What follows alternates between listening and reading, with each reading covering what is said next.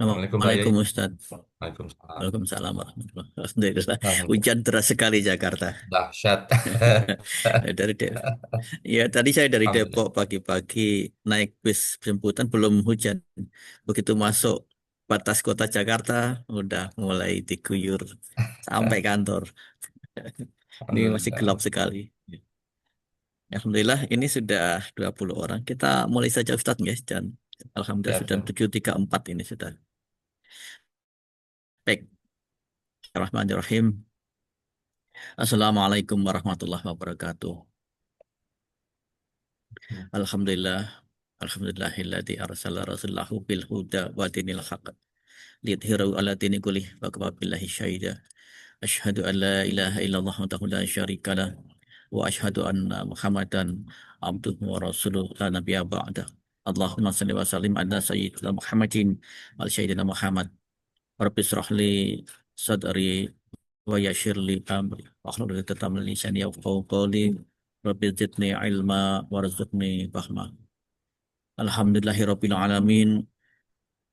Puji syukur tak lupa selalu kita panjatkan kehadirat Allah atas segala rahmat, nikmat iman, nikmat Islam, nikmat sehat dan selawat taslim tak lupa kita haturkan kepada junjungan kita Nabi besar Muhammad sallallahu alaihi wasallam. Bapak Ibu yang dirahmati Allah, seperti yang sudah kita rencanakan semula, setiap juga bulan suci Ramadan kita tidak membedah khusus rutin dari kajian Riyadhus Shalihin, namun kita memilih tematik-tematik yang kira-kira relevan pada bulan suci Ramadan.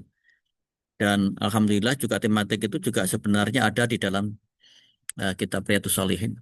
Dan kali ini kita akan membedah tentang keutamaan. Kalau minggu lalu kita sudah membahas tentang fikih Ramadan, fikih puasa, dan insya Allah hari ini akan dibahas tentang keutamaan membaca Al-Quran. Bapak Ibu yang dirahmati Allah, bahwa kita tahu bagaimana yang sudah banyak dibahas oleh para ulama, para dai tentang keutamaan membaca Al-Quran.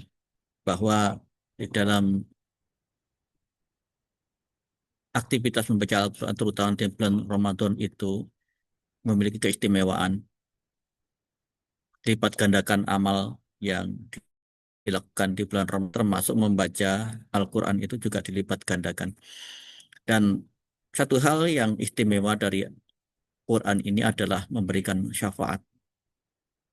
Jadi kepada pembacanya syafaat ini akan diberikan nanti ketika hari kiamat. Bahkan ada dua surat di dalam Al-Quran ya Ustadz ya, Al-Baqarah dan Al-Imran ini. Ini nanti akan menaungi para pembacanya ketika di padang mahsyar di hari kiamat nanti. Betapa panasnya karena matahari didekatkan pada ubun-ubun kita, sekitar 2 mil jaraknya. Tapi kita akan bisa berpayung, apakah dia semacam awan atau mendung. Itu yang digambarkan di dalam beberapa kitab dan juga kata beberapa ulama. Bahwa surah Al-Baqarah dan Al-Imran ini akan sebagai payung untuk melindungi pembacanya. Nah, ini satu keistimewaan dan syafaat Quran secara menyeluruh ini juga sangat luar biasa bagi saksi di hadapan Allah. Bahkan di situ ketika Allah berikan pertanyaan kepada kita, maka yang akan membela adalah Quran sebagai pembelanya. Nah, itu kira-kira Bapak Ibu sekalian. Nah, kali ini kita akan membaca tentang keutamaan membaca Quran dan insya Allah kita nanti akan diskusi selanjutnya bagaimana kita menerapkan. Membaca dalam hal ini adalah punya arti umum, bukan hanya membaca secara fisik saja, bagaimana mengamalkan dan juga melaksanakan yang isi kandungan yang di dalam Al-Quran ini. Ini juga termasuk kategori orang yang membaca, yang belajar gitu. Jadi ketika puasa itu puasa berkata ketika sebagai saksi bahwa ya Rob aku telah menahannya dari makna dari makan dan syahwat Itu kata puasa. Tetapi kata Quran, aku telah menahannya dari tidur di malam hari. Nah, ini juga ada bagaimana Ustaz kalau Anda kata membacanya itu di siang hari, apakah tidak mendapatkan pembelaan? Ini nanti kita juga diskusikan. Karena memang hadisnya disebutkan di sini, aku telah menahannya dari tidur di malam hari. Nah, kalau siang berarti kan dia tidak tidur nih. Jadi nggak ada pembelaan dari Al-Quran gitu. Ini kita diskusikan, kita dalami lebih lanjut. Baik, Ustadz, kami persilakan untuk memulai kajian pada hari ini tentang keutamaan membaca Al-Quran. Kami persilakan. Terima kasih Pak Yai. Bismillahirrahmanirrahim. Assalamualaikum warahmatullahi wabarakatuh. Alhamdulillahi rabbil alamin. Alhamdulillahil wahidil qahhar. Al-azizil ghaffar. Mukawwiril laili ala nahar. Tadhkiratan liulil qulubi wal absar. Wa tabsiratan lidawil albabi wal i'tibar. الذي أيقظ من خلقه من اصطفاه فزهدهم في هذه الدار وشغلهم بمراقبته وإدامة الأفكار وملازمة الاتعاظ والادكار ووفقهم للدؤوب في طاعته والتأهب لدار القرار والحذر مما يسخطه ويوجب دار البوار والمحافظة على ذلك مع تغاير الأحوال والأطوار. الحمد لله القائل: شهر رمضان الذي أنزل فيه القرآن هدى للناس وبينات من الهدى والفرقان فمن شهد منكم الشهر فليصم. والصلاة والسلام على نبينا محمد وعلى آله وأصحابه ومن سار على نهجه إلى يوم الدين. أما بعد، رب اشرح لي صدري ويسر لي أمري واحلل عقدة من لساني يفقه قولي. سبحانك لا علم لنا إلا ما علمتنا إنك أنت العليم الحكيم ولا حول ولا قوة إلا بالله العلي العظيم. يقول الله تعالى في كتابه العزيز: يرفع الله الذين آمنوا منكم والذين أوتوا العلم درجات. وقال النبي صلى الله عليه وسلم: ومن سلك طريقا يلتمس فيه علما سهل الله له به طريقا إلى الجنة. صدق الله العظيم وصدق رسوله النبي الحبيب الكريم. Ma'asyiral muslimin wal muslimat, sahabat sehat Kementerian Kesehatan Republik Indonesia yang dimuliakan Allah Subhanahu wa taala. Alhamdulillah wa syukurillah, pada hari ini, hari pertama bulan suci Ramadan 1447 Hijriah, bertepatan 19 Februari 2026, Allah Subhanahu wa taala masih memberikan nikmat dan karunia-Nya mengijabah doa kita yang selama bulan Rajab, bulan Sya'ban lalu kita senantiasa berdoa, Allah barik, Allahumma barik lana fi Rajab wa Sya'ban wa ballighna Ramadan. Ya Allah, berkahilah kami dalam bulan Rajab dan Sya'ban dan sampaikanlah kami pada bulan Ramadan, dan Allah ijabah doa itu sehingga kita masih dapat menikmati Ramadan di tahun ini. Ini merupakan sebuah karunia yang sangat besar yang Allah Subhanahu wa taala berikan kepada kita semuanya. Dan patut ketika kita mendapatkan karunia-Nya, patut kita untuk mensyukuri atas segala nikmat-nikmatnya. Alhamdulillahirabbil alamin. Sebagai bentuk rasa syukur kita pada Allah Subhanahu wa taala, kita tambah dengan kita talabul ilm, menuntut ilmu. Kita tambah ilmu kita, pemahaman kita dari kajian-kajian yang biasa kita lakukan setiap Kamis. Kita perdalam kembali, yang mana pada tahun ini kita akan mengambil kajian tematik dari sumber yang sama, Kitab Riyadhus Shalihin, tapi dengan tema atau judul terkait dengan ibadah-ibadah yang bisa kita optimalkan di bulan suci Ramadan. Di antara ibadah tersebut adalah membaca Al-Quran. Membaca Al-Quran tertera dalam kitab Riyadhus Shalihin bab 180. Di dalam kitab tersebut, memang Al-Imam An-Nawawi tidak menyebutkan ayat-ayat suci Al-Quran, tapi langsung membahas hadis Rasul, dan ini jumlahnya lumayan banyak, ada 11 hadis. Kita tidak baca semuanya, hanya sekedar eh, lewat dan mengambil intisari dari masing-masing hadis tersebut. Hadis yang pertama terkait dengan perintah membaca Al-Quran. Hadis Abu Umamah dari riwayat Muslim, Allah Subhanahu wa taala memerintahkan kita membaca Al-Quran. Iqra'ul Quran, bacalah Al-Quran. Karena Al-Quran itu akan datang pada hari kiamat nanti memberikan syafaat kepada pembacanya dan yang mengamalkannya. Jadi hanya sekedar baca saja itu akan memberikan syafaat. Yang kedua, hadis An-Nawas bin Sam'an riwayat Imam Muslim, Al-Quran akan didatangkan pada hari kiamat bersama para ahlinya, yaitu orang-orang yang mengamalkannya di dunia. Didahului dengan dua surat, yaitu Al-Baqarah dan Ali Imran. Tadi sebagaimana disampaikan oleh Pak Yai, keduanya, kedua surat tersebut, Al-Baqarah dan Ali Imran, akan menjadi hujah dan pendebat bagi pemiliknya.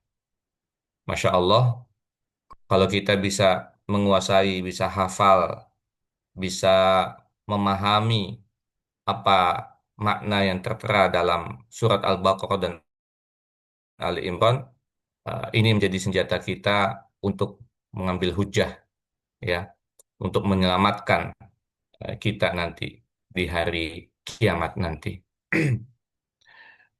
Ini hadis yang kedua dikhususkan kepada surat Al-Baqarah dan Ali Imran. Walaupun secara umum untuk Al-Quran keseluruhannya. Masuk pada hadis yang ketiga,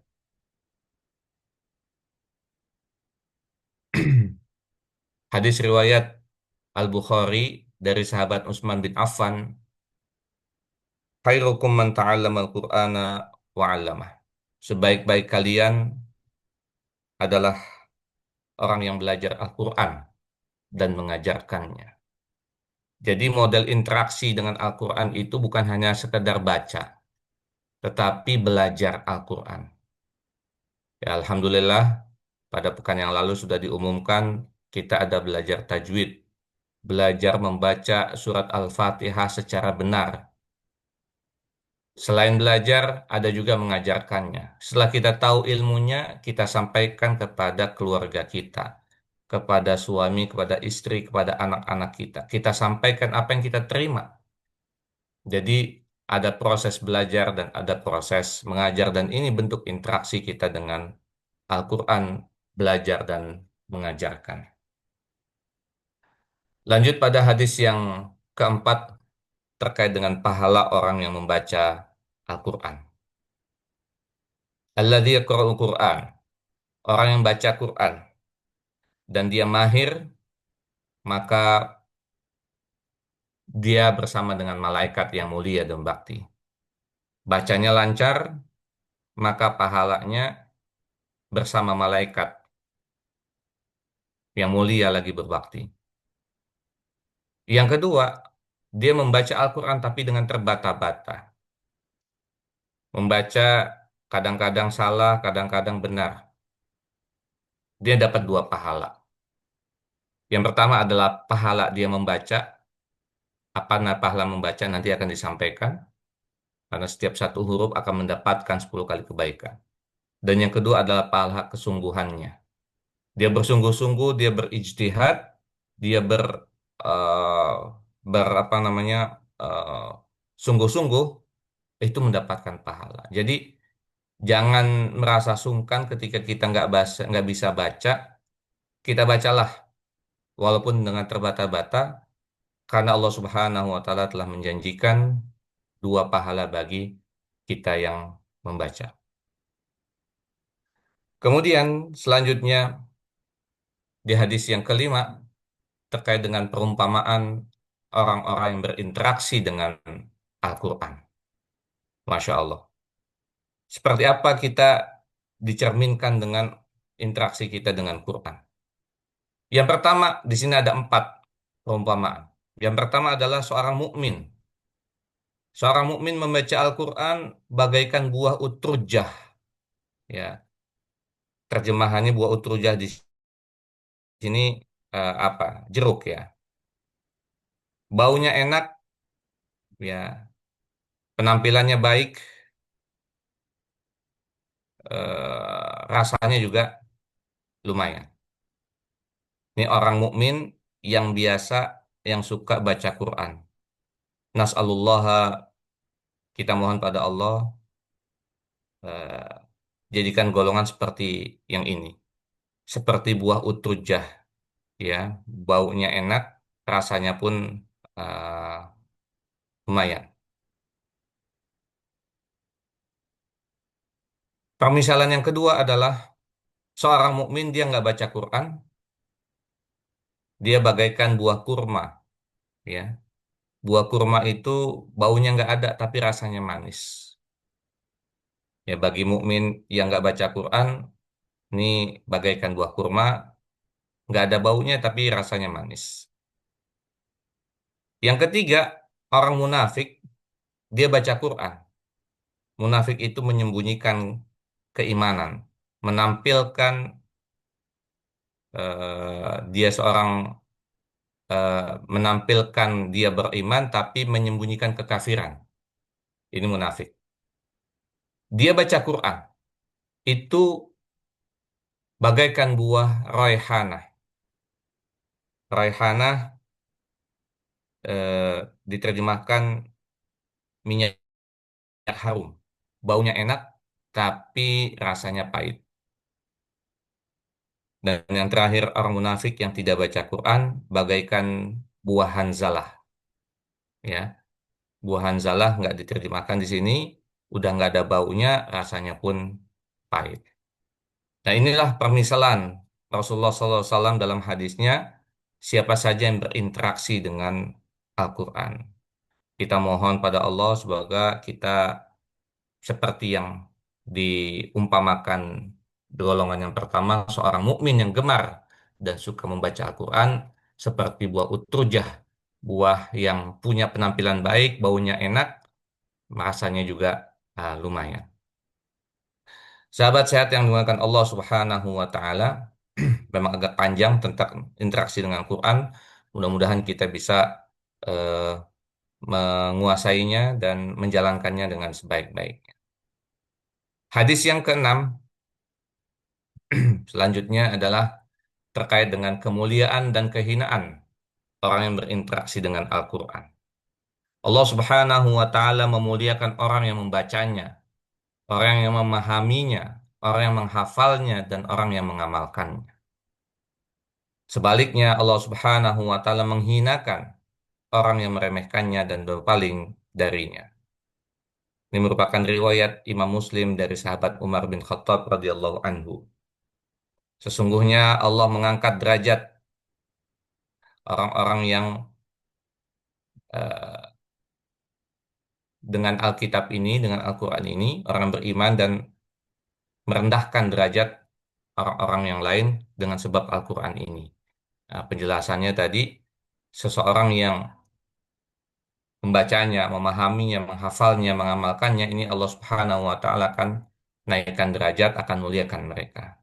Sebaliknya, dengan Al-Quran, orang-orang yang menghinakan akan terhina oleh Allah Subhanahu wa Ta'ala dengan sebab dia menurunkan atau menghinakan Al-Quran dalam dia berinteraksi dengannya dengan cara dia berpaling dari Al-Quran. Sahabat sehat yang dimuliakan Allah Subhanahu wa Ta'ala. Dengan Al-Quran, Allah Subhanahu wa Ta'ala dapat memuliakan dan dapat juga menghinakan. Ketika seseorang memuliakan Al-Quran, maka Allah akan memuliakannya. Ketika seseorang menghinakan Quran, menjauh darinya, maka Al-Quran akan jauh darinya dan Allah akan merendahkan orang tersebut. Kita bisa lihat ketika ada sekelompok orang yang ya berusaha membakar Al-Quran, tiba-tiba dirinya terbakar. Ada orang yang menginjak-injak Al-Quran, tiba-tiba kakinya pincang. Allah Subhanahu wa Ta'ala akan membalas dan menghinakan mereka, orang-orang yang menghina Al-Quran. Lanjut pada hadis yang ketujuh dari 11 hadis terkait dengan dua sifat iri yang diperbolehkan, yaitu yang pertama, seorang yang diberikan oleh Allah karunia Al-Quran, lalu dia beramal dengannya, membaca dan taat sepanjang siang dan malam, maka kita boleh iri dengan orang yang demikian. Begitu juga dengan orang yang Allah berikan karunia harta, kemudian dia berinfak sepanjang siang dan malam, maka kita juga boleh iri kepada orang tersebut. Memang sifat iri kita dilarang. Kita nggak boleh iri. Kita nggak boleh iri itu apa namanya nikmat orang kita pengen seperti Hai, yang dia dapatkan. itu datang juga. Tapi itu dikecualikan. La hasada illa fitnatain. Lu udah baca WA Dikecualikan gue belum?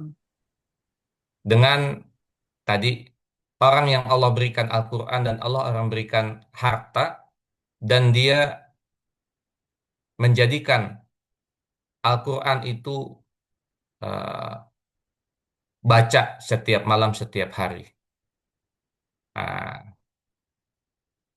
tadi Pak Yai menyampaikan eh, yang mendapatkan syafaat kalau orang yang puasa di siang hari dia malahan lapar dan yang membaca Al-Quran di malam hari dia menjaga supaya dia tidak tidur.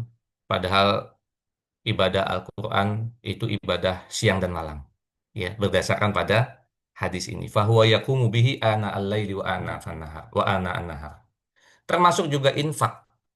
Itu ibadah siang dan ibadah malam. Artinya setiap hari kita infak siang, ada infak malam. Ya. Nah ini eh, dan ketika ada orang yang kita lihat begitu, ya tiap hari, tiap siang, tiap malam dia baca Quran, tiap siang dia, tiap malam dia berinfak, bersedekah. Nah di sini ada pengecualian. Kita boleh iri dengan orang-orang kayak gitu. Kita mohon pada Allah Subhanahu wa Ta'ala supaya kita bisa menjadi ahlul Quran dan jadi ahlu al-infaq. Selanjutnya pada hadis yang kedelapan terkait dengan Al-Quran, memberikan ketenangan bagi orang yang membaca dan mendengarkannya. Hadis kedelapan, Allah Subhanahu wa Ta'ala akan memberikan ketenangan bagi orang yang membaca dan mendengarkan Al-Quran. Bunyinya, Kana rajulun yaqra'u surat al-Kahf wa indahu farasun marmut marbutun bisyattanain. Ya, belum berubah ininya. Fataghasyat Fataghasyatathu sahabatun faj'alathu tadnu wa ja'ala farsahu yanfiru minha. Falamma asbaha atan Nabi sallallahu alaihi wasallam fadzakar dzalika lahu faqala dzalika sakinah tanazzalat lil Qur'an. Hadis ke-8 diriwayatkan ada seorang laki-laki membaca surat Kahfi yang biasa dibaca uh, tiap malam Jumat atau di hari Jumat. Dan ia mempunyai seekor kuda yang diikat dengan dua utas tali. Kemudian tampaklah awan menutupinya. Awan tadi mendekat dan kuda itu lari dari awan tersebut. Setelah pagi datang, orang itu mendatangi Nabi.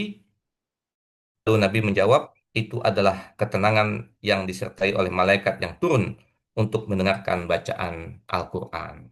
Masya Allah. Jadi setiap ada orang baca Quran, ya itu menurunkan sakinah.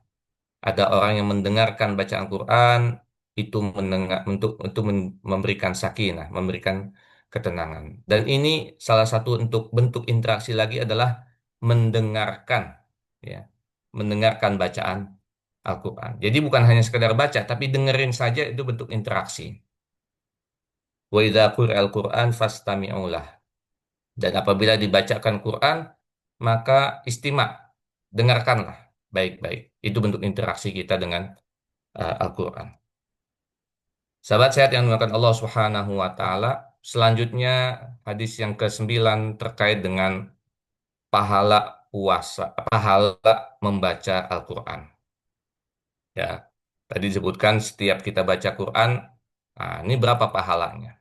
Disebutkan di sini, pahala baca Al-Quran adalah satu huruf Al-Quran, satu kebaikan kali 10. Jadi 10 pahala, Masya Allah. Jadi setiap alif, lam, mim itu ada 3 huruf, maka kita mendapatkan 30 kali kebaikan. Ya, karena setiap satu kebaikan diganjar dengan 10 pahala, maka setiap huruf itu ada 10 kebaikan, setiap yang kita baca dari Al-Quran, kalau mau hitung-hitungan silahkan dihitung kali 10 kali kebaikan. Nah ini eh, pahala dalam membaca Al-Quran. Kemudian Rasulullah Shallallahu Alaihi Wasallam memberikan perumpamaan bagi orang yang tidak membaca Al-Quran. Dan rumahnya benar-benar tidak pernah terdengar bacaan Al-Quran. Rasulullah SAW memberikan perumpamaan di hadis yang ke-10 bagaikan rumah yang runtuh.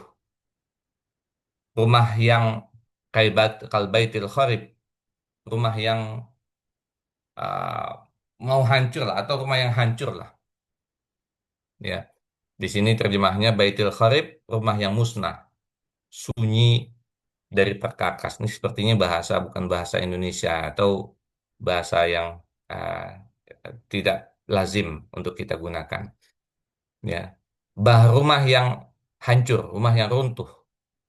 Ya, jadi jangan sampai rumah kita nggak pernah terdengar suara alunan bacaan Al-Quran.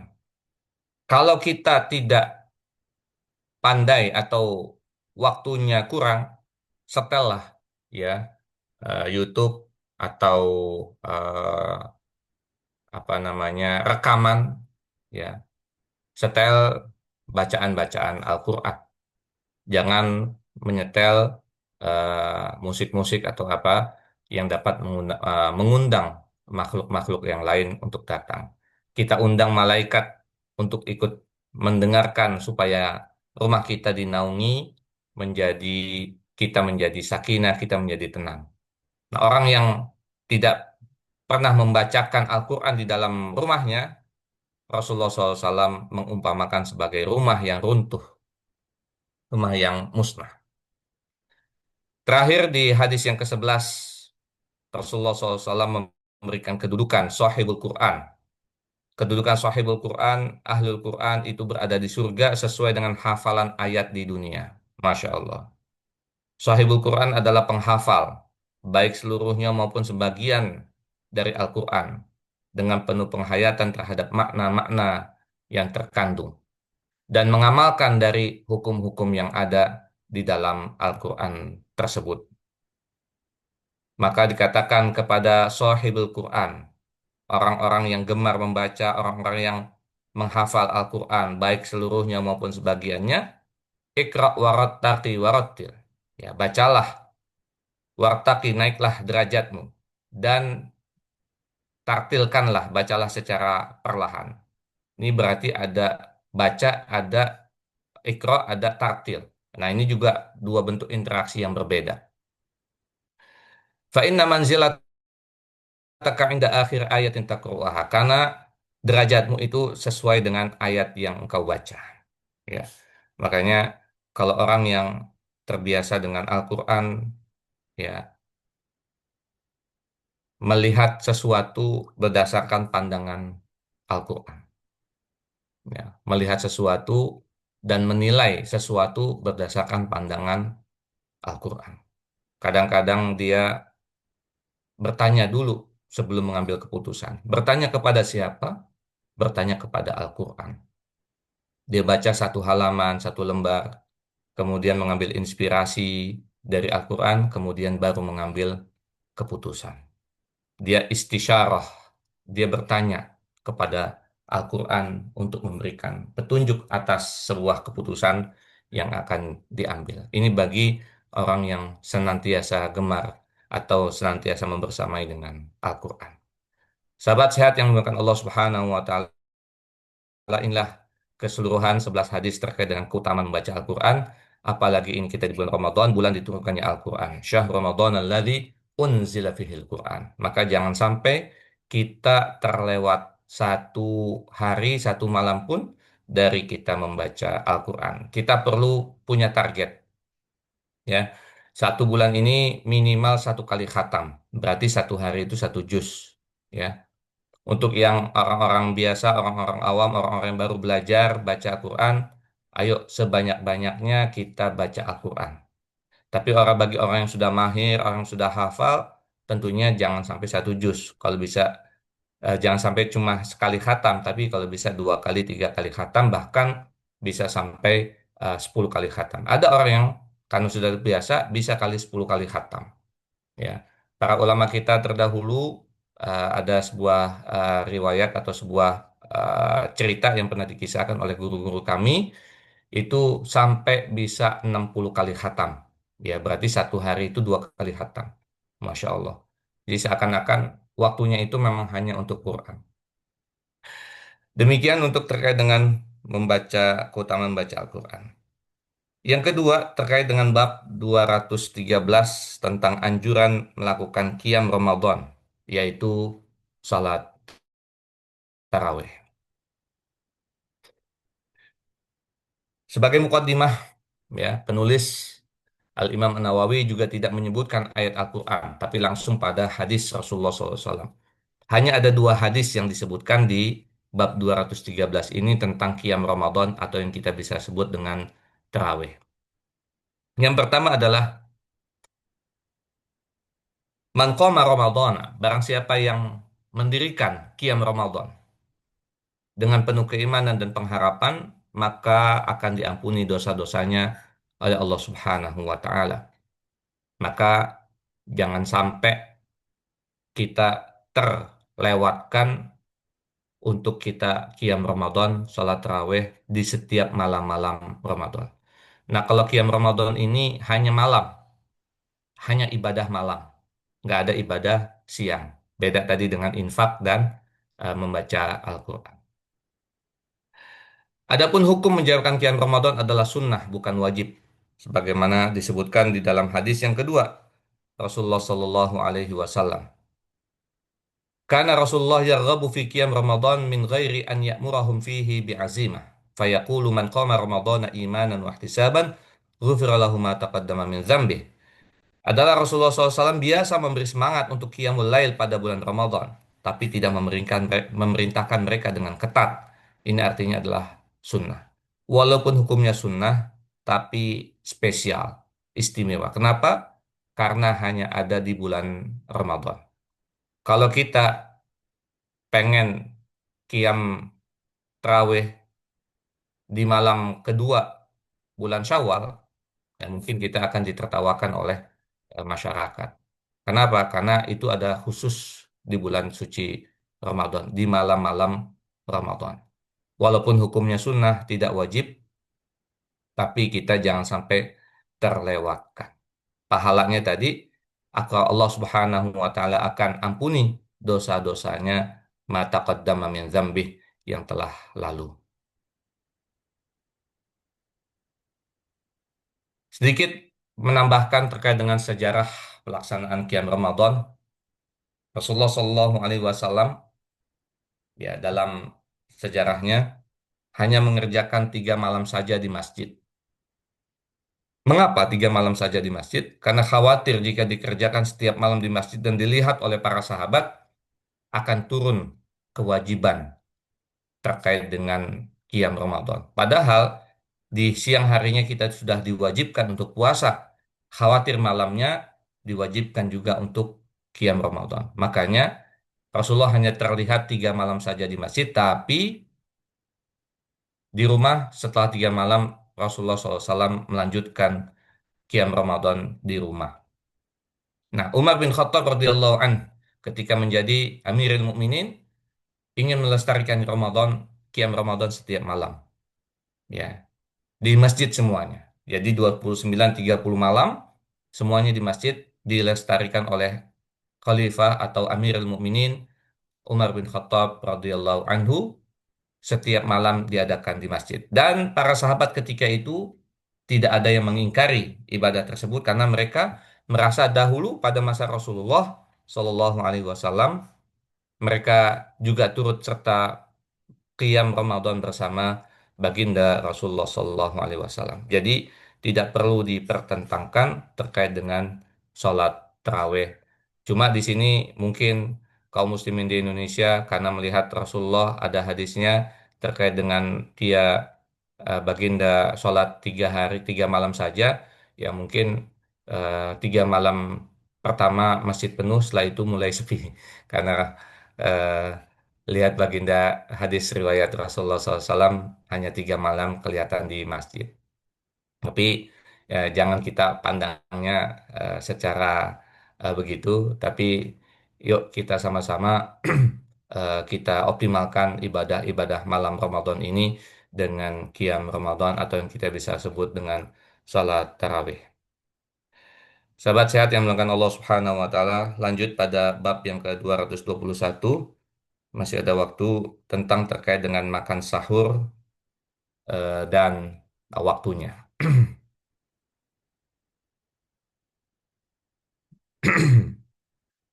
Bab 221 terkait dengan makan sahur. Rasulullah Shallallahu Alaihi Wasallam hanya menyebutkan hadis tanpa ayat Al-Quran. Ada 4 hadis yang dibahas di sini. Yang pertama adalah perintah kita untuk makan sahur. Ya, kenapa Rasulullah SAW memerintahkan kita untuk makan sahur? Jawabannya sederhana, karena dalam makan sahur itu terdapat berkah. Ya, bukannya kita ingin sebagai pengganti makan sarapan, makan pagi, gitu ya. Tapi tasahharu fa inna fis suhuri barokah. Makan sahurlah karena sesungguhnya dalam sahur itu ada berkahnya. Nah, ini jawaban kenapa kita diperintahkan untuk makan sahur, karena terdapat keberkahan. Yang kedua, terkait waktu makan sahur, yaitu sekitar membaca 50 ayat Al-Quran. Ya, kita bisa bandingkan atau bisa umpamakan waktu makan sahur itu ya sekitar paling enggak 50 ayat itu 30 menitan lah gitu ya, sebelum waktu fajar datang. Disebutkan di sini kami bersahur bersama Rasulullah SAW, kemudian kita berdiri untuk melakukan sholat subuh. Kepadanya ditanyakan berapa jarak waktu antar keduanya, yakni antara sahur dan sholat subuh. Rasulullah menjawab, kira-kira membaca 50 ayat Al-Quran. Kemudian yang ketiga terkait dengan muazin. Muazin Rasulullah SAW itu ada 2. Ya, ada yang disebut dengan Bilal dan ada namanya Ibnu Umi Maktum. Ya, biasanya Bilal azan ketika masih malam, khusus untuk subuh ya. Sedangkan Ibnu Umi Maktum azan ketika masuk waktu subuh. Ya, nah ini eh, pada masa Rasulullah SAW untuk azan fajar itu ada 2 kali. Ada yang pas di malam, kemudian ada yang masuk pas masuk waktu subuh. Jarak keduanya tidak ada jarak antara kedua orang azan itu, melainkan kalau ini kalau yang ini turun Bilal turun, kemudian Ibnu Maktum naik. Waktunya nggak berselang lama. Tapi kalau kita ini memahami dan menjalankan secara literal hadis ini dan dipakai di masyarakat kita saat ini akan menimbulkan fitnah, menimbulkan masalah baru. Karena kita sudah terbiasa dengan waktu jam digital yang sudah diumumkan oleh Kementerian Agama, tiba-tiba misalkan saat ini waktu subuh jam 4.40, kemudian ada yang azan jam 4 eh, tepat begitu, itu satu kampung mungkin akan eh, berdemo gitu ya. Makanya untuk menjalankan satu hadis ini perlu kesepakatan dengan masyarakat. Termasuk juga yang keempat, perbedaan antara puasa orang-orang Muslim dan puasanya ahli kitab adalah terletak pada makan sahur. Kenapa tadi diminta kita untuk makan sahur sebagai pembeda antara puasanya orang Muslim dan puasanya ahlul kitab. Ahlul kitab juga diwajibkan mereka berpuasa, sebagaimana ayat yang biasa kita baca, kama kutiba 'alal ladzina min qablikum. Mereka juga diwajibkan puasa. Yang membedakan puasa mereka dan puasanya orang-orang beriman adalah terletak pada makan sahur. Faslu ma baina siyamini wa siyami ahli kitab aklatus sahar. Sahabat sehat yang menggunakan Allah Subhanahu wa taala, terakhir bab tentang buka puasa. Jadi dimulai dengan makan sahur dan ditutup dengan buka puasa. Ada 7 hadis, lumayan banyak, waktu masih ada, tapi akan saya persingkat untuk kita bisa lebih banyak diskusi. Yang pertama terkait dengan menyegarkan berbuka puasa itu mengikuti sunnah. Tapi perlu wanti-wanti, jangan sampai karena ada perintah segera berbuka, kita berbuka sebelum waktunya. Itu membatalkan puasa. Misalkan, saat ini waktu maghrib jam berapa ya? Biasanya apal nih, karena hari pertama belum apal.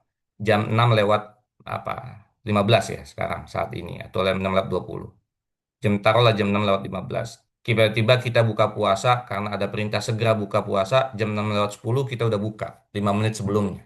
Nah, itu membatalkan kita puasa pada hari tersebut. Jadi maksudnya menyegerakan berbuka bila sudah tiba masuk waktu terbenam matahari waktu maghrib, maka segeralah berbuka dengan kita membatalkan kurma ataupun seteguk air. Jangan ditunda-tunda. Hadis yang kedua adalah contoh sahabat yang mengikuti Rasulullah SAW dalam menyegerakan berbuka puasa, yaitu sahabat Abdullah bin Mas'ud. Disiriwayatkan dalam hadis tersebut, ya, saya dan Masruk masuk ke tempat Aisyah radhiyallahu anha, ya, istri Rasul. Lalu Masruk berkata kepadanya, ada 2 orang laki-laki dari sahabat Rasulullah SAW tidak melalaikan kebaikan, yang seorang menyegerakan maghrib berbuka, sedangkan yang lainnya mengakhirkan maghrib dan berbuka. Aisyah lalu bertanya, siapakah yang menyegerakan maghrib dan berbuka? Masuk menjawab, yaitu Abdullah bin Mas'ud. Aisyah radhiyallahu anha berkata, demikian itulah yang dilakukan oleh Rasulullah SAW. Dia menyegerakan untuk berbuka. Ya, itu adalah uh, perumpamaan contoh sahabat yang mengikuti Rasulullah SAW dalam menyegerakan berbuka puasa. Yang ketiga terkait dengan hadis qudsi. Disebutkan adalah orang yang menyegerakan berbuka puasa itu akan mendapatkan cinta Allah Subhanahu wa taala. Hadis riwayat Tirmizi dari Abu Hurairah, ini adalah hadis qudsi. Qala Allah azza wa jalla ahabbu ibadi ilayya a'jaluhum fitran. Ya, yang paling aku cintai di antara hamba-hambaku adalah yang segera berbuka puasa. Ya, Masya Allah. Ini mendapatkan cinta Allah Subhanahu wa Ta'ala. Kemudian hadis yang keempat, penentuan waktu berbuka puasa adalah tenggelamnya matahari dari barat. Ya, ini menjadi ketentuan. Idza aqbala lailu min hahuna wa adbara naharu min hahuna wa gharabatis syamsu faqad aftara shaim.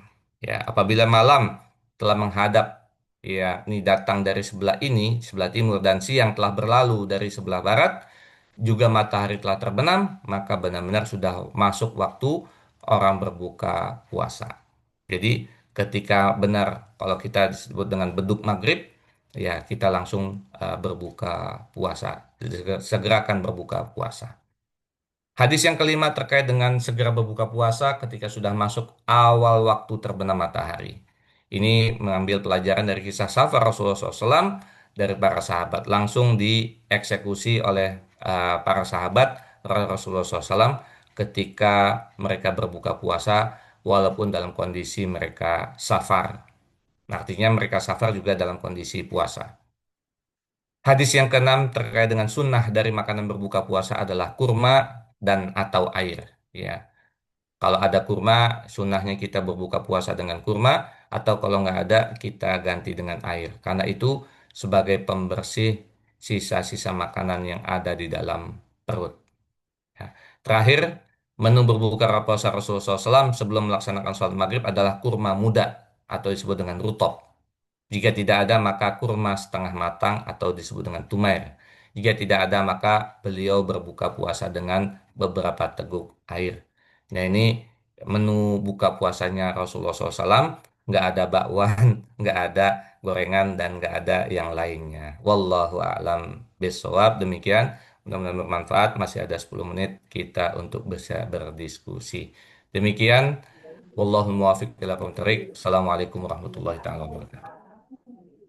Waalaikumsalam. Waalaikumsalam warahmatullahi wabarakatuh. Alhamdulillah, terima kasih Richard penjelasan.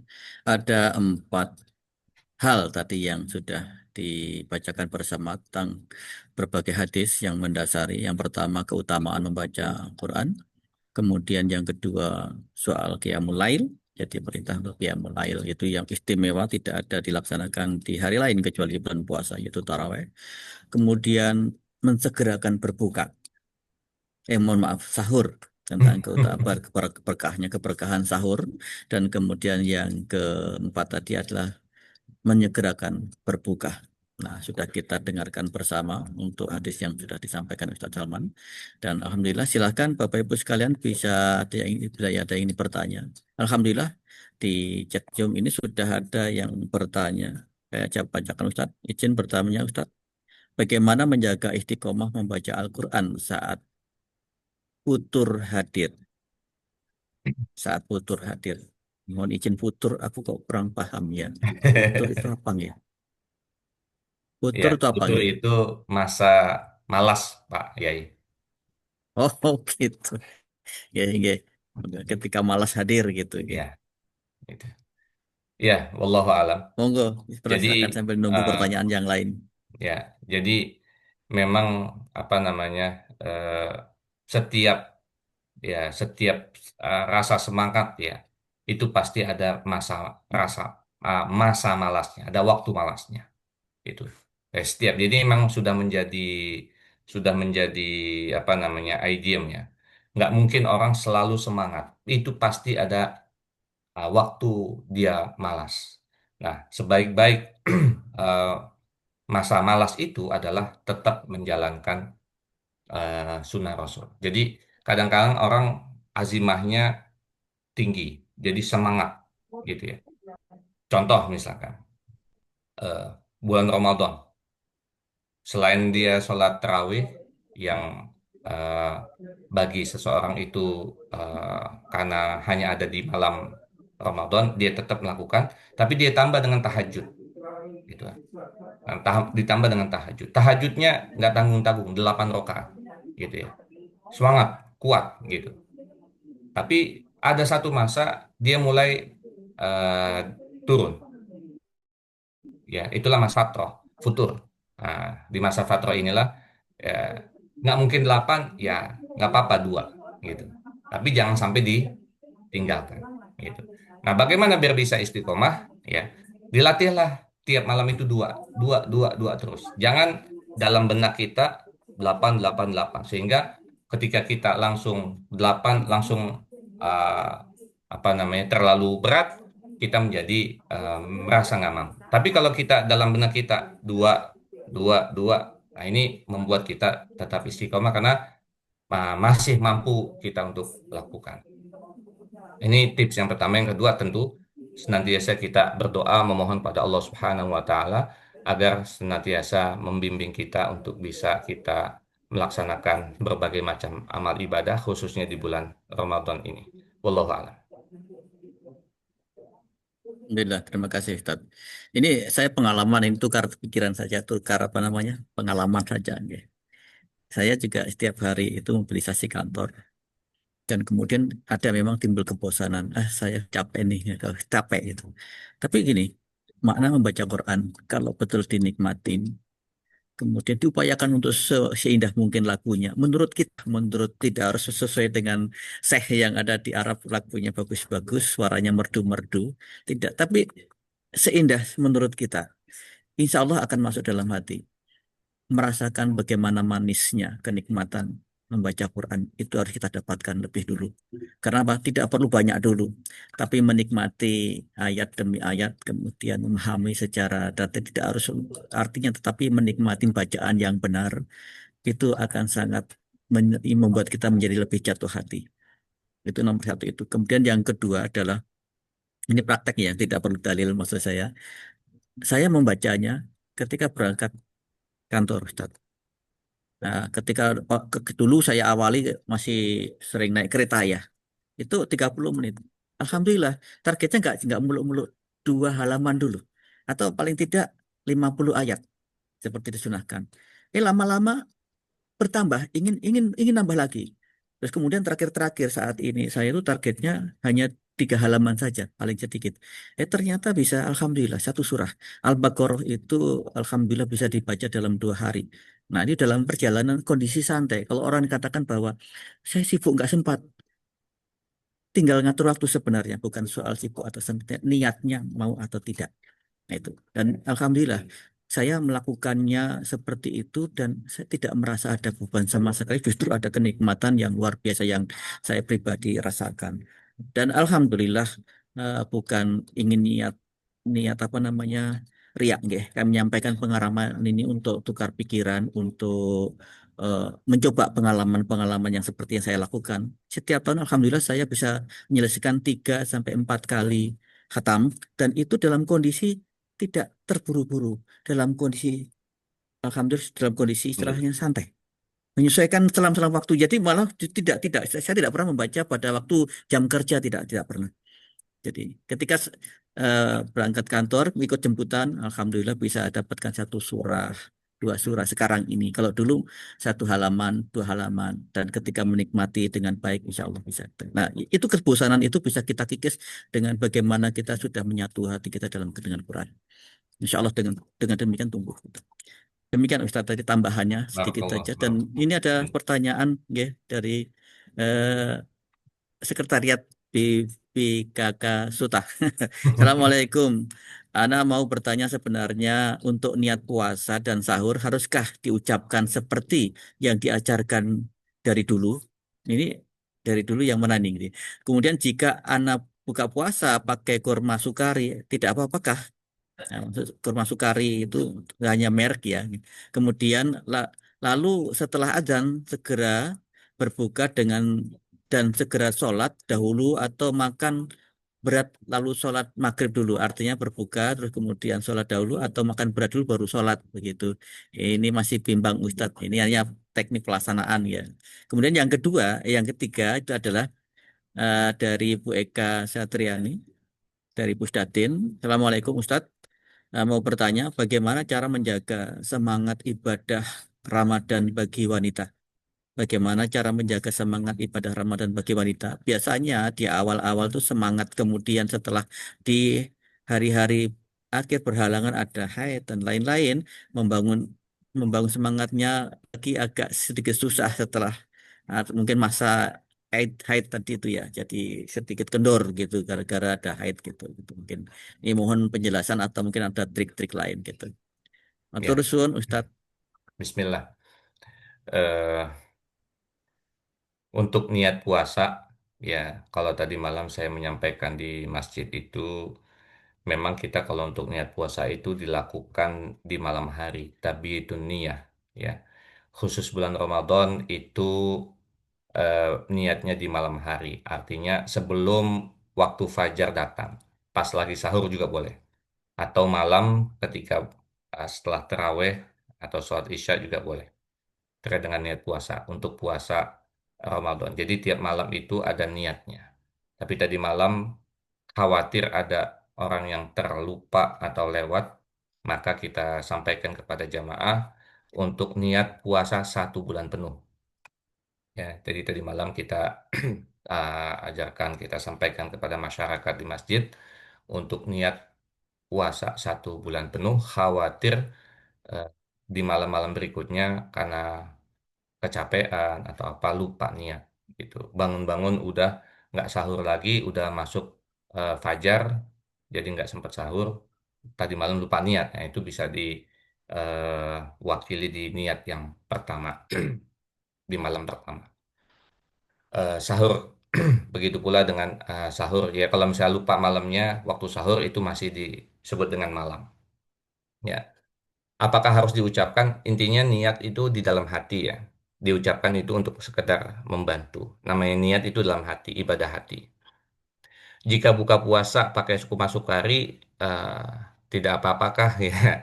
Ya, kurma apa aja yang ada. Kalau saya di rumah kurmanya saat ini ada yang kasih kurma mejol ya, majhul, majhul Palestina. Yang mau boleh. Ya, saya ngundang ada acara nanti hari Ahad seharian nama acaranya Sehari Bersama Al-Quran di rumah saya di musola depan rumah untuk eh, memang nggak sampai berbuka cuma kalau mau sampai berbuka ahlan wa sahlan. Nanti ada hidangannya kurma Palestina, kurma majhul atau mejol itu. Setelah azan segera berbuka, iya tadi kurma atau air minum, eh, sholat dulu atau makan berat dulu. Tergantung. Kalau saya kalau dapat tugas malam itu untuk imam ataupun ceramah, eh, nggak mungkin saya makan. Kenapa? Karena kalau perut kenyang itu bikin ngantuk, gitu ya. Makanya saya tahan dulu makannya sampai selesai tarawih. Tergantung kondisi, kondisional, ya, kondisional.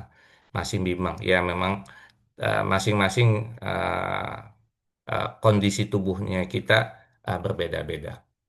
Kalau saya memang eh, beberapa tahun eh, memang mendahulukan makan, ya. Supaya apa? Supaya eh, apa namanya terawihnya kuat. Tapi kalau lagi dapat tugas, ah, saya makannya belakangan, gitu. Tergantung kondisinya, gitu. Terkait dengan ibadah Ramadan bagi wanita, ya masa-masa saat ini misalkan lagi kondisi tidak haid, nah ini di di apa namanya dioptimalkan, ya dioptimalkan. Sampai sebelumnya nih saran saya aja, bagi kita semuanya kita punya target ya, target ibadah. Misalkan tadi baca Quran ya, berapa kali khatam? Targetnya misalkan 1 kali.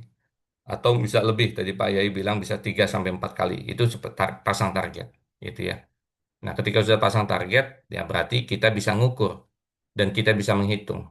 Nah, termasuk juga bagi wanita, itu kan udah ketahuan. Jadwal haid biasanya tanggal sekian sampai tanggal sekian gitu. Jadi sudah diukur lah eh, bagaimana. Nah tinggal ketika sudah masuk waktunya haid dan setelah selesai, nah itu disemangati lagi untuk bisa tadi yang menjadi membuat semangat itu adalah targetnya. Ya, targetnya yang bikin semangat. Jadi kalau misalkan belum mencapai target, ya berarti kita harus penuh semangat lagi. Target ini sama seperti kita bekerja, ya, ada deadline, harus selesai, waktunya sekian, hari ini, dan itu. Dan biasanya kan kita kalau ada pekerjaan begitu, pasti insya Allah diselesaikan, bahkan sampai lembur-lembur begitu. Nah ini juga eh, dalam beribadah kita juga. Itu. Jadi kita ya kalau ibadah kan kita bekerja untuk Allah ya, kita ibadah untuk Allah gitu ya. Kalau kita bekerja itu kan untuk pekerjaan kita. Jadi kita bagaimana kita bisa tetap semangat? Ya, salah satunya adalah dengan kita menentukan target ibadah kita. Dan kalau bisa setelah menentukan target itu dievaluasi. Kalau kita nggak malu, ya kita minta saudara kita, teman kita, rekan kerja kita yang satu paham, ya, untuk saling mengevaluasi. Kita berikan dia target kita, terus tolong dievaluasi, tolong ditanyakan bagaimana, udah sampai belum. Begitu pula dia, gitu. Jadi ada timbal baliknya untuk saling evaluasi. Karena dievaluasi itu eh, bisa meningkatkan semangat. Kayak saya ini, pagi-pagi tadi udah ada yang meminta laporan. Udah sampai jus berapa gitu. Yang lain udah satu, dua, tiga, udah banyak lah begitu. Saya belum sempat menjawab gitu. Tapi udah melihat laporan teman-teman yang lain udah sampai jus sekian, udah jus sekian. Berarti tadi malam langsung mereka ngebut. Nah ini kan melihat orang lain ngebut kita jadi terpacu. Nah ini ada komunitas kita, teman kita yang kita saling percaya, yang bisa memberikan semangat kita juga gitu. Jadi jangan kita sendirian, kita beribadah bersama-sama ya. Saling mengingatkan kalau kita lagi drop, lagi turun, lagi down, ya ada yang mengingatkan. Kita melihat orang lain maju, biasanya kita terpacu gitu ya. Wallahu a'lam. Alhamdulillah, terima kasih Ustaz penjelasannya. Itu tadi terkait dengan masalah niat ya. Niat itu bisa di nomor satu itu kalau kita kembali kepada rujukannya adalah hadis riwayat Bukhari dan Muslim Ustaz ya. Sesungguhnya amal itu tergantung pada niatnya. Nah niat itu bisa nomor satu masuk dalam hati.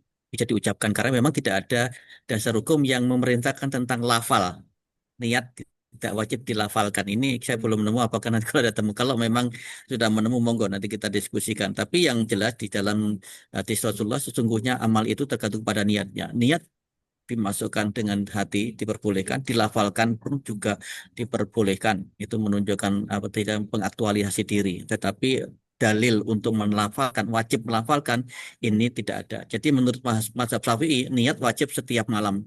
Tetapi cukup dalam hati. Kalau menurut Hanafi tidak boleh sampai sebelum tergelincir matahari. Nanti artinya melafalkan ini tidak disebutkan secara harfiah ya. Jadi seluruh mazhab sepakat niat di hati sudah cukup. Ya, seluruh mazhab mengatakan seperti itu. Nah, itu Bapak Ibu yang dirahmati Allah. Kemudian dulu mana mungkin kira-kira. Jadi mendahulukan berbuka itu sunnah. Mendahulukan berbuka. Nah, soal tadi berat atau ringannya. Nah, tergantung dari kebiasaan ini. Ada yang dok dok dok dok langsung satu piring besar. Itu tergantung kebiasaan. Kalau nggak satu piring nggak kuat, Ustadz, ya monggo. Tapi memang tergantung dari kita jangan yang sampai setelah sholat maghrib kemudian ngantuk tidur nggak kekejar sholat isya kemudian tarweh tertinggal ini yang menjadi petaka. Jadi apa dari sisi kesehatan yang baik itu mengenalkan ketika perut kosong kenalkan dengan air atau karbohidrat terutama yang polisakaridanya rendah itu bentuk-bentuk kurma seperti ini sehingga tidak menyusahkan perut untuk mengadaptasi kekosongan tadi. Ya, dipancing dengan itu. Jadi sunahnya di sini Rasulullah katakan berbukalah dengan kurma yang basah. Jika tidak ada cari kurma yang kering. Bila tidak ada juga maka air. Ini hadis riwayat Abu Dawud yang mengatakan seperti itu. Sehingga ini bisa dilakukan. Kalau tidak ada air. Nah ini cukup seperti itu nomor satu kan. Setelah itu sholat. Ya. Itu sholat. Jadi sholatnya jangan di terakhir sampai sholatnya harus mendekati Isya gitu. Ustaz, wah ini juga namanya juga membabak belurkan diri. Istilahnya ada manajemennya. Ya kalau memang biasanya harus makan besar dulu, monggo silakan. Tetapi jangan terlalu lama karena takut nanti malah menggugurkan kewajiban sholat maghribnya. Akhirnya tertinggal akan malah jatuh berdosa. Itu kira-kira tambahan saya Ustadz yang berkaitan dengan tadi. Masih ada tiga pertanyaan lagi Ustadz. Ustadz, ini di apa termute apa di mute. Pak Yai sedikit guyon aja Pak Yai. Tadi Nggih. disebutkan eh, makan kurma untuk berbuka puasa itu sunnah gitu. Wah, itu langsung diguyonin. Berarti yang wajib gorengan gitu Pak ya. Nggih, wajib gorengan. Kalau di Jakarta itu ternyata tidak ada apa namanya kurma ya Ustaz. Jadi gorengan semua yang numpuk Itu dia. gitu. Jadi wajib wajib nggih. Kalau kurma Baik, sunnah. ini ada lanjutan lagi Ustaz. Nggih. Ada dari Mbak Widi di Oh, tentang tadi sudah jelaskan tentang haid ya. Jadi ini memang kalau ditanyakan kepada Ustaz Salman, beliau tidak mengalami haid. Jadi mungkin Ustazah yang bisa menjelaskan lebih tepatnya gitu. Mbak Bu Widi ini menyanyikan Assalamualaikum Ustadz bila taraweh bagi wanita di rumah saja atau di masjid. Abdulnya nggih, lebih baik di mana Ustaz, karena bila di masjid saya tidak fokus. Jadi ketenangan tadi sudah dikatakan tadi ya. Jadi kalau hari pertama Rasulullah contohkan itu di masjid, berikutnya Rasulullah lebih banyak di rumah. Tapi nanti akan dijelaskan Ustaz Salman. Kemudian dari Pak Muhammad Pujianto, PKK Semarang. Assalamualaikum Ustaz. Izin bertanya, bacaan zikir apa yang bisa diamalkan selama bulan Ramadan? Bacaan zikir singkat tetapi timbangannya berat, membuat lebih lebih dekat dengan Allah secara Quran. Nah, kemudian berikutnya lagi adalah dari hamba Allah. Assalamualaikum Ustaz, apakah pahala membaca Al-Quran menggunakan Al-Quran digital, maksudnya dari HP, sama dengan menggunakan mushaf pahalanya? Gitu. Mohon penjelasan Ustaz. Ya, Bismillahirrahmanirrahim. Ya, memang bagi wanita untuk sholat di masjid itu eh, kalau tidak menimbulkan fitnah itu dipersilahkan. Tapi kalau menimbulkan fitnah itu jangan. Diharapkan afdolnya di rumah. Ya, bagi wanita, bagi perempuan. Maksudnya menimbulkan fitnah apa? Ya, dia datang ke masjid ya nyari-nyari lah gitu ya. Apalagi yang masih gadis, masih perawan, nyari-nyari ngedate lah begitu janjian. Nah itu menimbulkan fitnah. Lebih baik di rumah gitu ya. Apalagi tadi kalau di masjid nggak fokus. Kenapa masjid? Supaya menambah tadi semangat ya. Kadang-kadang kita ini ibadah nih masih ngeliat-ngeliat orang lain ya. Kalau orang lain semangat, kita semangat gitu. Tapi untuk ibadah perempuan memang diutamakan di rumah. Kalau mau ke masjid silahkan aja, asal tadi tidak menimbulkan fitnah. Tapi kalau misalkan kita ingin mendidik anak-anak kita ya, kalau ada anak laki-laki, yuk kita sama-sama ajak anaknya untuk ke masjid, kita juga ke masjid. Ini untuk mendidik anak, itu ya. Jadi kondisional, tergantung kondisinya. Terkait dengan bacaan zikir ya, ya ini memang kita pengennya zikirnya pendek, singkat, tapi timbangannya berat ya. Jadi amalannya semua zikir silahkan, tapi memang yang paling utama kita berzikir yang ada dalam hadis Rasulullah, kita membaca Subhanallah walhamdulillah ya. Itu Subhanallah walhamdulillah wala ilaha illallah wa akbar sebanyak-banyaknya ya. Kalau di bulan-bulan yang lain kita misalkan 100, nah di bulan Ramadan ini ya 300 lah gitu atau lebih lebih sebanyak-banyaknya. Ya, ada la ilaha illallah, ada subhanallah, ada alhamdulillah, ada la ilaha illallah, Allahu akbar. Empat zikir ini kita bisa biasakan. Begitu. Eh, Selain dari zikir-zikir yang lain, salawat ya, salawat Allahumma sholli ala Muhammad juga juga diperbanyak ya. Sesuai dari kalimat thayyibah tadi dan salawat. Dan juga jangan lupa istighfar ya. Kayak pendek-pendek singkat-singkat tapi perbanyak ya astagfirullah astagfirullah. Yang biasanya 100 ya di bulan Ramadan ini ditingkatkan 300 atau 500 atau 1000 juga bisa nggak masalah. Dan ingat zikir yang biasa kita baca ini di setiap tempat ya kayak macam sekarang eh, Bapak Ibu sedang mendengarkan. Telinganya mendengar tapi lisannya bisa berzikir sambil istighfar ya. Kayak macam baca la ilaha illallah itu kan tanpa menggerakkan bibir. Ya, kita baca la ilaha illallah itu bibir kita nggak bergerak. Ya, itu udah menjadi pakemnya begitu. Tapi walaupun bibir nggak bergerak, ucapan la ilaha illallah kepada orang sakaratul maut dia su'ul khotimah sangat berat. Nauzubillah min zalik. Kemudian terkait dengan pahala membaca Al-Quran menggunakan Quran digital. Ini kan kalau pahala baca Qurannya oke nggak masalah. Apa namanya nggak ada bedanya. Karena yang di ini kan adalah baca Al-Qurannya, bukan megang mushafnya. Tapi tentunya dengan kalau memegang mushaf, ya, megang mushaf itu ada adab-adabnya. Ada adab-adabnya. Di antaranya ada dalam kondisi berwudu, begitu. Dan memegang mushafnya sendiri adalah berpahala, gitu ya. Berbeda dengan menggunakan HP, megang HP kadang-kadang pas lagi kita baca Quran ada yang pesan masuk ya kita pindah gitu ya. Nah, ini berbeda. Tapi kalau pahala bacanya yang dilihat ada pahala membacanya ya. Tapi ketika orang memegang mushaf ya itu ada pahala tersendiri. Dalam kondisi dia berwudu, bersuci itu memiliki pahala sendiri. Wallahu a'lam bishawab. Alhamdulillah, terima kasih Ustaz penjelasannya. Ya, betul apa yang dikatakan Ustaz tadi, membaca Quran digital maupun mushaf, membaca loh ya, itu pahalanya sama besarnya. Hanya perbedaannya kalau memegang mushaf itu ada juga pahalanya tersendiri, ada plusnya gitu. Sedikit yang paling dekat eh, tentang zikir gitu. Ada zikir yang paling mau dipilih banyak sekali zikir. Tapi ada beberapa kategori zikir. Pertama adalah zikir yang paling cintai oleh Allah apa sih? Subhanallah, subhanallah wa bihamdi, subhanallah wa bihamdi itu adalah zikir yang paling cintai Allah. Jadi kata Rasulullah, jadi yang diriwayatkan Bukhari Muslim itu, barang siapa yang mengucapkan 100 kali sehari, dia dosanya walaupun sebanyak buih di lautan. Jadi kalau kita habis sholat begitu, subhanallah, alhamdulillah, Allahu Akbar, ditambahkan la ilaha illallah, Allahu Akbar, subhanallah, alhamdulillah, wa la ilaha illallah, Allahu Akbar, seterusnya. Jadi ada ucapan sampai 100 kali di situ bisa membaca, bisa menghapus dosa dari surat satu ke surat yang lain. Itu ringan bacaan itu. Zikir berat tetapi timbangannya zikir berat ditimbangan. Zikir yang berat timbangan yang dimaksud tadi adalah cocok dibaca menunggu azan, perjalanan itu hanya subhanallah, subhanallah wa bihamdi, subhanallahil azim, itu pendek. Itu kata Rasulullah bahwa Bukhari dan Muslim meriwayatkan dua kalimat yang ringan di lisan, berat di timbangan dan dicintai Ar-Rahman itu adalah subhanallah wa bihamdi, subhanallah il azim. Nah, itu beberapa zikir. Masih banyak zikir yang lain, tetapi zikir yang paling utama yang yang di istilahnya disunahkan Rasul adalah yang diriwayatkan Tirmizi, yaitu la ilaha illallah. Ini adalah inti dari ketauhidan. Ramadan adalah bulan tauhid, maka membaca la ilaha illallah dalam perjalanan, dalam naik motor, di mobil, atau dalam kondisi santai, itu silahkan dibaca. Itu adalah zikir-zikir. Dan yang sering dibaca setelah salat adalah 4 kalimat yang bercinta ya Allah adalah subhanallah, alhamdulillah, la ilaha illallah, Allahu Akbar.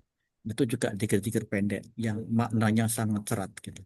Itu kira-kira Bapak Ibu sekalian, mudah-mudahan ini bisa kita amalkan, hal-hal ringan tapi bisa memberikan syafaat atau mungkin amalan yang luar biasa. Zikir yang paling berat bukan yang paling panjang sebenarnya, tetapi yang paling ikhlas dan paling sering dilakukan.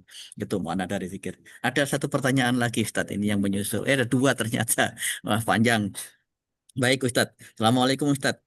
Izin bertanya, jika sedang membaca Quran digital lewat HP di tempat umum dan kebetulan bertemu dengan ayat sajadah, apa yang harus kita lakukan? Nah, ayat sajadah ini kan karena bukan wajib, tapi mungkin disunahkan untuk sujud ya, ayat sajadah gitu.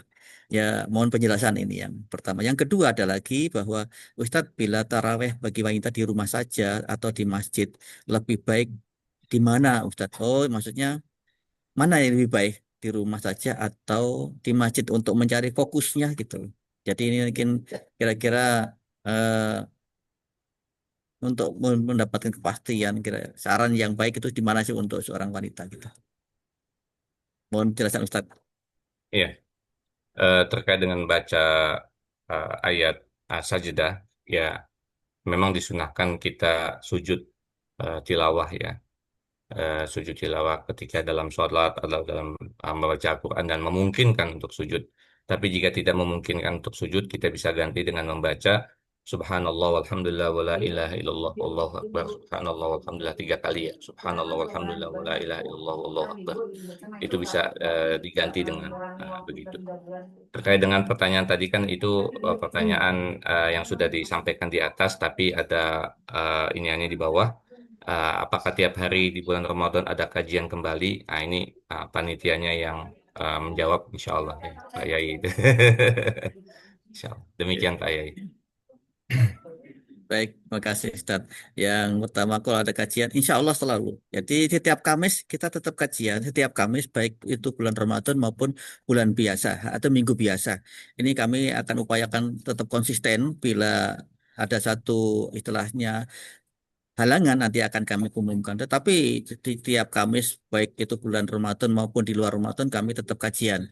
Hanya temanya kita bedakan. Ketika bulan Ramadan, itu kita fokus pada fikih-fikih yang berkaitan ke Ramadanan kita, jadi pun puasa, sehingga puasa kita lebih terarah, terbimbing dengan baik. Jadi untuk di luar itu kita akan membahas tentang Riyadhus Shalihin yang saat ini sudah baru mencapai apa bab ke-42, 43. Insya Allah nanti kita akan lanjutkan. Demikian kira-kira. Jadi tiap Ramadan akan ada. Dan kemudian nanti setelah ini akan saya umumkan jadwal yang ada di masjid maupun yang juga nanti akan kita umumkan jadwal tentang pelaksanaan tahsin Quran yang akan membedah tentang surat Al-Fatihah. Baik, ada lagi nggak ya ini pertanyaannya? Baik, tidak ada. Saya kira yang tadi dikatakan tentang HP, saya kira itu sudah dijelaskan tadi dengan doanya yang sudah disampaikan. Kalau memang itu sunnah sifatnya, ya tidak wajib harus sujud, apalagi di tempat umum gitu. Nah, itu bisa dilaksanakan juga. Saya kira demikian Bapak Ibu sekalian. Sebelum saya lihat, oh membaca subhanallah walhamdulillah wala ilaha illallah Allahu akbar. Ini Ustaz gitu. Jadi Ya. kalau kita tidak bisa sujud sajadah gitu pas ketika kita membaca Quran dalam sujud sajadah. Dan saya ingatkan Bapak Ibu sekalian, jangan merasa terbebani dengan membaca Quran, dan pengalaman saya yang saya lakukan sangat-sangat nyaman sekali. Jadi satu dua ayat lakukan dengan menurut kita enak begitu, dan akhirnya kita mencintai ayat demi ayat, bahkan akhirnya surat demi surat, dan itu sangat lancar.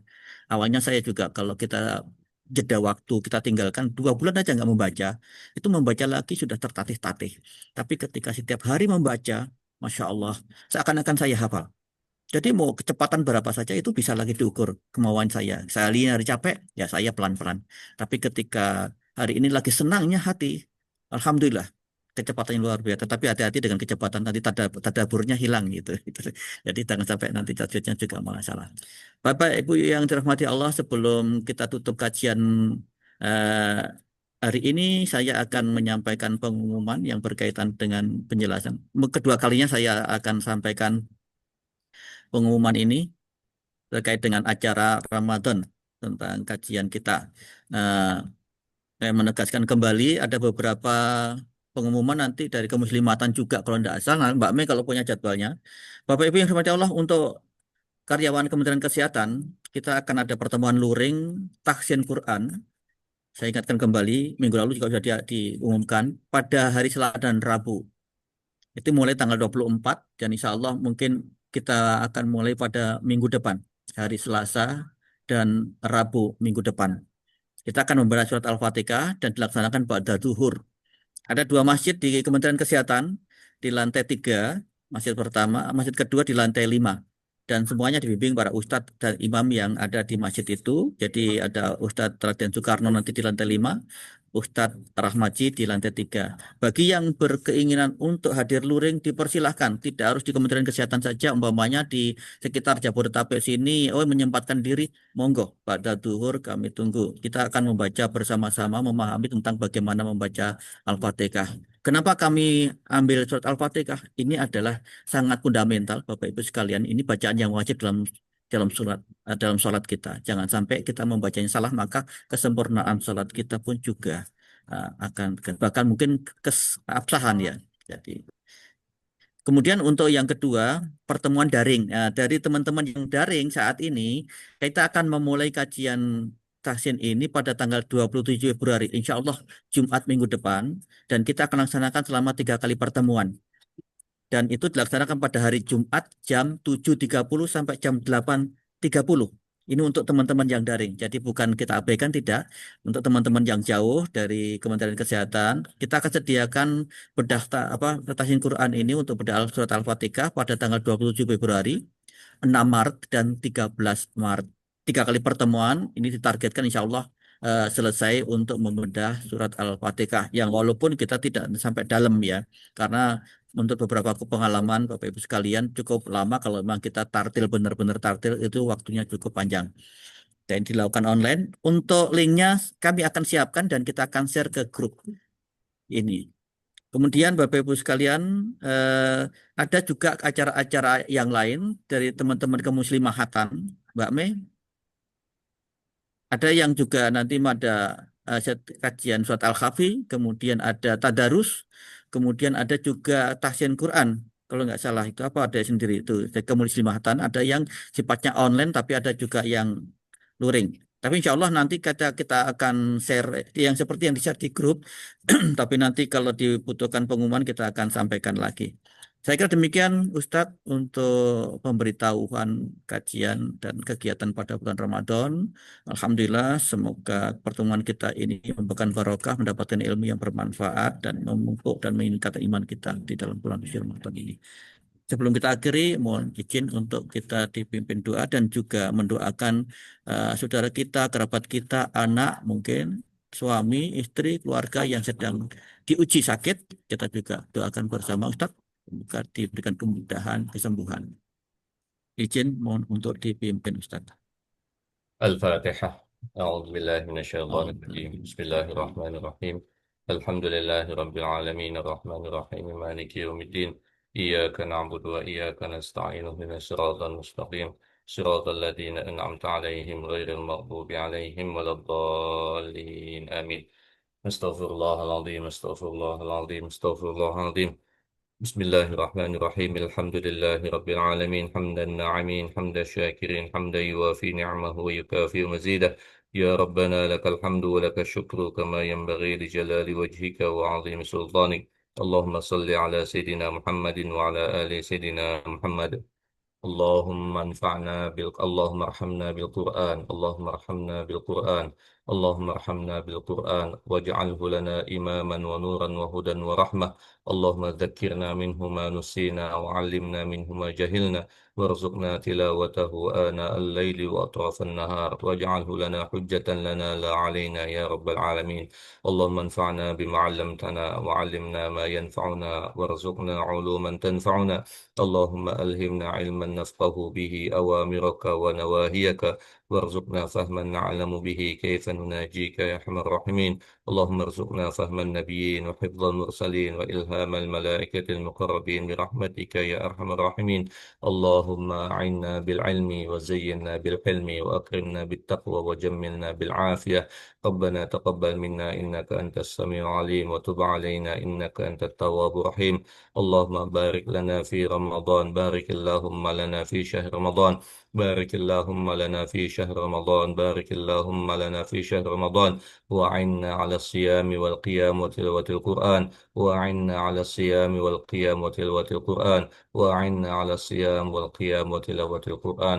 ربنا تقبل منا إنك أنت السميع العليم وتب علينا إنك أنت التواب الرحيم. ربنا آتنا في الدنيا حسنة وفي الآخرة حسنة وقنا عذاب النار. وصلى الله على نبينا محمد وعلى آله وصحبه وسلم والحمد لله رب العالمين. Alhamdulillahirrabbilalamin. Demikian doa yang kita panjatkan bersama. Semoga doa kita dijabah, insya Allah dijabah oleh Allah SWT. Dan kita mendapat keberkahan ilmu yang kita dapat pada hari ini dan kita bisa aplikasikan setiap hari. Bapak Ibu ya Allah, usai juga perjumpaan kita pada Kamis pagi ini. Jangan lupa kita ketemu lagi Kamis minggu depan dan beberapa agenda kegiatan yang lain, termasuk nanti minggu depan Jumat pagi kita akan bedah tahsin tentang surat Al-Fatihah. Kami undang Bapak Ibu juga untuk ikut hadir menyimak tentang Al-Fatihah. Demikian saya selaku moderator mohon maaf atas segala gelap dan salah. Saya akhiri. Subhanakallahumma wa bihamdika asyhadu an la ilaha illa anta astaghfiruka wa atubu ilaik. Wassalamualaikum warahmatullahi wabarakatuh. Sampai jumpa Waalaikumsalam Kamis minggu depan. warahmatullahi Terima wabarakatuh. kasih Ustadz dan Bapak Ibu semua. Pak Salam Makhluk, Pak Mus, warahmatullahi Pak Mas.